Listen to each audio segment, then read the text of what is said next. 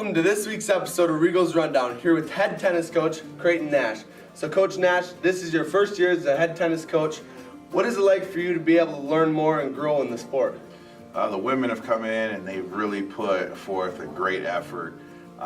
They've helped me learn and everything, it's fun. It's That's real awesome. fun. I enjoy being around them. It's a little different, than what I'm used to in my other career and everything like that, but it's been a great time. Right. So who do you rely on then to learn more about it? Well, I've had a couple people that have helped me. I have a friend that, Brandon Curry, he's the head men's tennis coach down at IUPUI, so when I got the job, I went and visited with him, and he was gracious enough to hold practice and show me with his team, what they do and everything.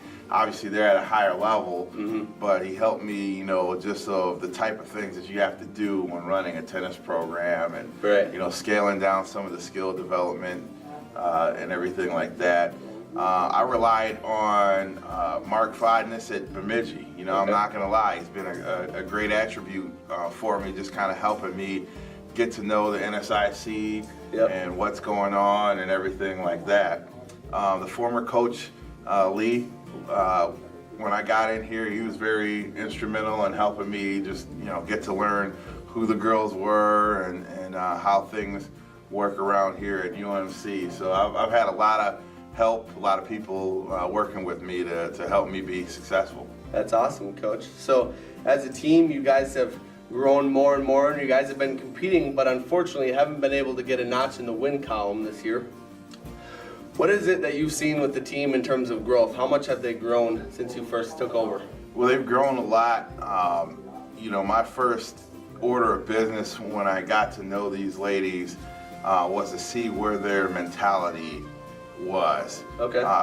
Tennis is a very mental sport. All sports are mental, but tennis is a really mental sport because if you're not playing doubles, you're playing singles, you're out there and it's just you versus your opponent.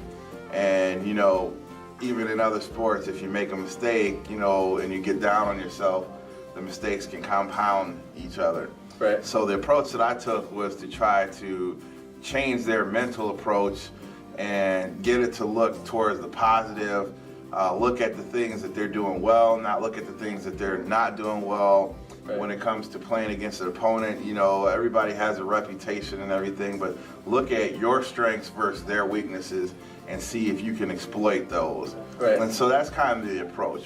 I've seen growth in that area, but then also in skill development. Like I said, we tried to break it down and work on various skills, various situations, conditioning.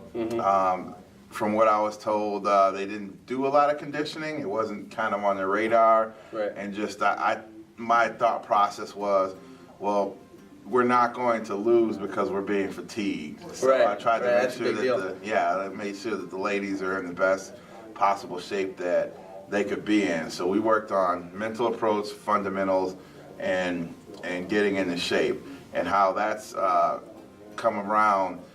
We're competing, we're getting the balls more, and we're in more games, and we're actually winning games. We aren't winning individual matches, we haven't won a collective match, but we're winning more games in these matches that we've had in the past. Well, and like you said, that steps in the right direction, and it sounds like you have a lot of coaches to rely on too that you can talk to, so that's awesome for you and the team.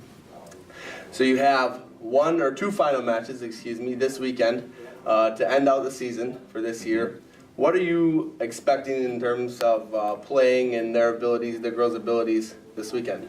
Well, each week, I've told them a couple things. I say this is a great weekend to play tennis. There's a lot of people that don't have this ability, and you're one of the few that are lucky to do it, so you got to keep that in mind. And then I also tell them that I expect them to go out there and compete, play hard. The results will take care of themselves, but I expect them to go after every ball, try to keep a positive mental attitude, and compete. Don't let down. Just keep going and be relentless. Well, and it's more about the process than it is the prize, and I'm sure you see that and you'd agree with that. You talk a lot about being relentless and playing their game and having a good mental game, which also is a big key in basketball, which for those of you that don't know, Coach, you're also a basketball coach. So what is it like to be able to manage your time and coach not only one but two college sports? There's a lot of sleep deprivation, you know, because one of the times, you know, we got back at like 3 in the morning, and then we have 6 o'clock practice. So, you know, I basically stayed in the office that day, Right. To be able to be with both teams. But it's just preparation, you know, doing my homework early, knowing what we're going to be doing for basketball, whether it's a scouting report or something like that. And then making sure that I have everything together to give these ladies everything that I've got, because they're giving me everything they have, Right. to be able to compete, and just trying to be as organized as possible.